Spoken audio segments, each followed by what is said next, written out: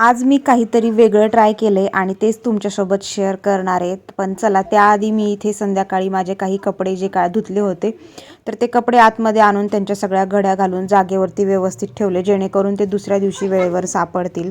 आणि इथे पाहू शकताय माझ्याकडे खराब झालेला एक चॉपिंग बोर्ड होता, म्हणजे बरेच वर्ष वापरला आता, आणि हा फेकून न देता यापासून असं काहीतरी मी क्रिएटिव्हिटी बनवली आहे। आणि या आईस्क्रीमच्या स्टिक्स यूज केल्या, ज्या की माझ्याकडे त्या पण ऑलरेडी घरीच होत्या।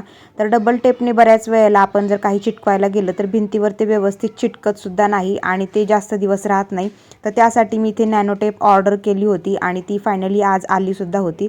तर त्याच टेपने मी इथं हे चॉपिंग बोर्डवर जे काही मी छान मस्त बनवलंय तर ते इथे चिटकवलं आणि ते एकदम प्रॉपरली चिटकलेलं आहे, म्हणजे खिळे सुद्धा मारायची गरज नाही। आणि त्याचा फायनल लुक तुम्ही पाहू शकताय। तर अशा पद्धतीने हे मी बनवलेलं क्राफ्ट आहे।